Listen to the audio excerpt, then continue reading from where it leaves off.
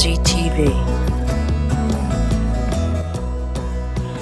I am going to get a haircut soon, if you've been wondering. I know it's a little unmanageable right now, so I will fix that soon. On another note, my youngest son told me that I should tell you to subscribe to my channel. I hate doing stuff like that. I hate anything that makes my video series, my YouTube channel, sound like a commercial enterprise. Everybody who makes videos says, don't forget to subscribe to my channel, hit the like button. I hate that stuff. Hate it. Having said that, if you want to subscribe, go ahead, subscribe. I don't care. I really don't care if you subscribe or not. I just want you to watch the videos and get the information. So if you subscribe, what does that do for me? Gives me some kind of cred. I can say, well, I've got 3,000 subscribers. I've got 20,000 subscribers. Who cares how many subscribers I have? I don't really care. I actually do care about how many views I have, because that means people are watching it. Yeah, I just want people to watch it. I don't know how subscribing helps people watch it. Well, I guess then it automatically pops up in your notifications. So whatever, do what you have to do, Just come here, because here at MZTV, you will find God glorified. You will find Jesus Christ glorified. You will find humanity mortified. Oh, I love to mortify humanity. Humanity mortified, God glorified. The human organizations that get together and claim to own the franchise on God and Christ, no. I blow them up like Gomez Adams used to blow up his toy train sets in the basement. Great. Love that. And if you want to know if this channel, when you're watching it, you're hearing the things I'm saying about God, that God is a God who is in control of the universe, every aspect of it, is the only free will in the universe, sent his son to die for the sins of the world, and his son succeeded, the result being that sin no longer keeps any creature from returning to God, and that God will eventually be all in all. This is good news. This is good news. My God is better than their God. That's what it comes down to. Which God is more glorious? Which Christ is more successful? That's how you tell. Well, how do I know if Martin Zender's right or all these other YouTube channels are right? Ask yourself, whose God is greater? The God of Martin Zender or the God of Joe and Jill Christian? My God's bigger and better. Yeah. Godzilla, baby. Size matters. Suckers. Talking to Joe and Jill Christian. Size matters. Glory matters. Success matters. You can't ignore these things and say that they don't matter. Oh yeah, Zender's God eventually reconciles the universe, eventually leaves no corner of the universe smoldering in death, evil, sin, and pain. Yes, Zender's God does that. True, Zender's God causes all things to happen and actually has a purpose in all these things. And it's true that only with Zender's God can we truly say that everything has a purpose, because Zender's God is operating all things in accord with the counsel of his own will, not Zender's, but God's. And it's true that our God is not in control of everything, because he's given his sovereign will out to every single creature. That occasionally poses a problem for our God, because he then isn't sure what people are going to do, and a lot of people get away with shit that he never intended, Satan being the numero uno shitter getter away with. And so yeah, our God created a world and an earth that is slightly dangerous in that we're not completely certain of the outcome. We don't know who's going to be saved. We're not sure what is God's will and what isn't God's will. to the extent that we have to pray constantly to see if we are in God's will. And we have to constantly analyze ourselves because our God is still a little bit upset about sin. Well, no, he's a lot upset about sin. True, Zender's God says that sin is no longer a problem because Zender's Christ took away sin. Our Christ, well, he tried to take away sin. It was a hell of an effort. Hell, that's a good one because that's where people are going to go who don't believe in Jesus Christ. Yes, I know. Zender's God says that God gives belief, that belief is a gift. Our God, no, of course not. God doesn't give you belief. Otherwise, God would have to override your free will. And we know that our God wouldn't do that. Our God is a gentleman. He doesn't interfere in anyone's life. Yeah, well, Zender's God, I suppose it would be nice to think of, nice to think of a God who is operating your life, who knows your life, who actually created your life and set all the details of your life out ahead of time for you to walk in them. That way, really, you couldn't actually make a misstep because everything would be operating in accord with God's will. Yes, that's true. And we can see why Jack and Jill Christian, Joe and Jill Christian, we can see why people would be attracted by Zender's God. He does seem to have everything organized. Zender's God, not Zender. Zender's not very organized. My God, have you ever seen his videos? He's like all freaking over the place. At least we are organized. At least we have shiny presentations. At least we have many more views than Martin Zender. Come on, we're more popular. You must give us credit for that. Is that we are much more popular than Martin Zender's God. Well, yeah, we don't understand how it could, we do wrestle with this sometimes, that Jesus, when he was on the earth, wasn't very popular. In fact, he was sort of an outcast, and his friends were also outcasts. And it's true, the mainstream religious organization of Jesus' day persecuted him, but it's just not that way today. That was a faraway time. It was a different era. It was a different time. Now, it's weird how now Jesus is really popular, and everybody flocks to Jesus. I guess that's a credit to our PR departments. Yeah, because our PR departments have made Jesus Christ popular. He's a pop icon. You have to congratulate us for that. Zender's Christ, yeah, even though he's successful, and even though he actually took away the sin of the world, he's just not very popular. Because look at Zender. Look at his views. Look at his studio. He's got a freaking washer and a dryer. And what happened to the red towel on top of the laundry basket? At least the red towel was some sort of comfort to us, some kind of regularity. But no, Zender's all over the place. You never know what's going to be on top of that laundry basket. Got a washer and dryer for a set.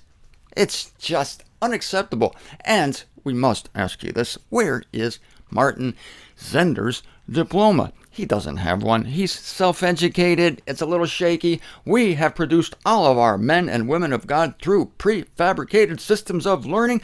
We stamp them. Have you ever seen like those factories back in the day when Henry Ford, who really put a car in everyone's garage, he perfected the art of mass production, and the parts come through, and every worker has his or her own assignment. One person puts the hub on the wheel, one person screws on the steering wheel, and they're all the same. The steering wheels are the same, the hubs are the same. It's the Model T Ford. It comes in any color you want, as long as it's black.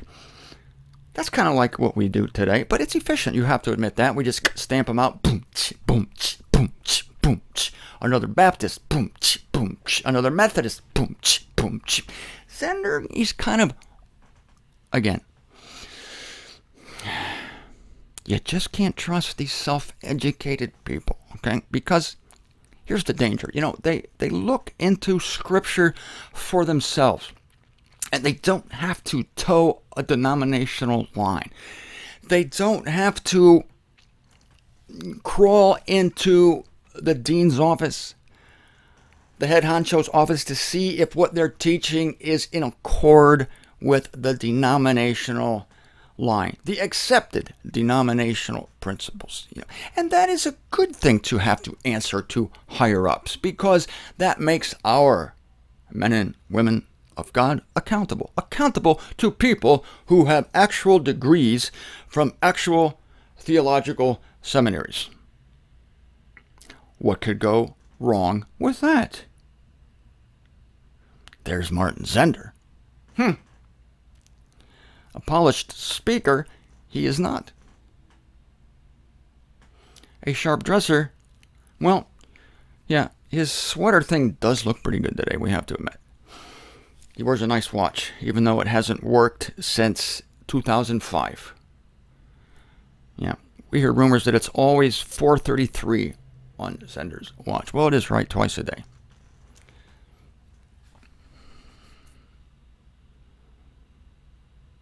But Joe and Jill Christian, they're not even right twice a day. Joe and Jill Christian are not even as dependable as a broken watch, because their teachings are dead wrong. You know what I once said on Christian radio? Yeah, don't ask me how I ended up on Christian radio. It's happened 3 times. Every time I've been asked to leave. I don't know how that happened, but I actually said in Cleveland, Ohio in 1999, it was 1100 on the AM dial, WCCD. I actually said that everything that Christianity believes is wrong. How could I say that? Because it is. Every single teaching is wrong. Now, I'm not saying they don't say the right words. They say they believe in grace. So, I mean, it's not wrong what they're saying. But when you probe beneath the whitewashed wall, you will find that they don't really believe that. And when you find what they actually believe, of course, we believe God is sovereign. That's what they advertise. They believe God is sovereign. Then when you probe underneath, you find, well, he did give every human being sovereignty as well. And then the question is, well, if he gave every human being sovereignty, how can he still have it? Pay no attention to that man behind the curtain. So no, they're not even right twice a day. You must ask yourself then, when going around the internet, clicking around YouTube, subscribing to various websites purporting to be the spokespeople of God, you have to ask yourself this. Whose God is greater? Don't look at the messenger. Don't consider the messenger's dress, the messenger's degree, the messenger's formal education. Don't look at the messenger's set. Don't look at the messenger's view count. Let that be all irrelevant to you. And you need to focus on only one thing. And I pray to God that I am speaking to someone today who has never been here. And maybe somebody sent them a link to this show for the first time and they said, listen to this guy in the laundry room. And you're listening and you just don't know what to think. Part of it sounds intriguing to you. You've never heard anything like this. Nobody teaching God has ever actually spoken in this way. I don't know what to think, because here's this crazy guy, MZTV, Martin Zender, and here's, a trusted, certified, insured website run by professionals and taught by masters of divinity who have been stamped and certified out of a prefabricated mold of a religious institution that has been certified. Did I mention that? Certified, yes. Ask yourself this. Don't look at all those externals. I don't want you to look at one thing only. The message, the words. Because if you're at MZTV, it's a divine appointment. Because it's not about MZ. It's about the greatness of God. whose God wins. This is a contest, nothing less, nothing more. It's a contest between the true God and the fake God. It's a contest between the true Jesus Christ and the fake Jesus Christ. Here's my question: which God and Christ win? Which God and Christ is greater? It's like the contest that Elijah had on Mount Carmel with the prophets of Baal. Let the God who performs on this mountain be the true God. Let the God who miraculously consumes the sacrifice be the true God. It's a contest. Who wins the Olympics? Who wins the Olympics? The competitor who does the best. The competitor who runs the fastest in the 800 meters wins the 800 meters. Isn't that the way it should be? The contestant that jumps higher wins the high jump. It's that simple. Which God sets out, that is, purposes to return the universe to himself, sets out to become the Father of all, and succeeds, and actually does it. And which God doesn't do it. Which Christ comes down to earth to save the world from sin and death, and actually succeeds. Which Christ succeeds, and which Christ fails.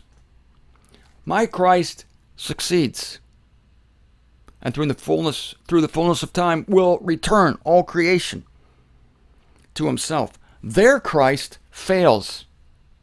He cannot return all the sons and daughters of Adam to God because some of them are just too damn stubborn. And apparently God had not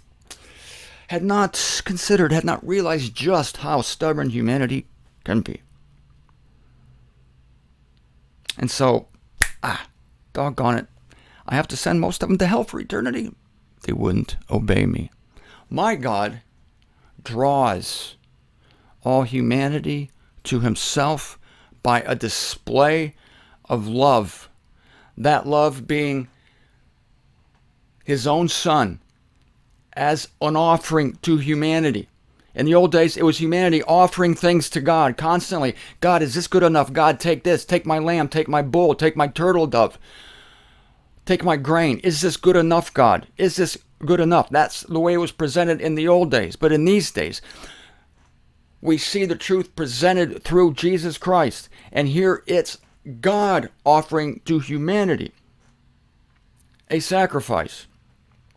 But it goes beyond the old sacrifices because it's not a mere offering.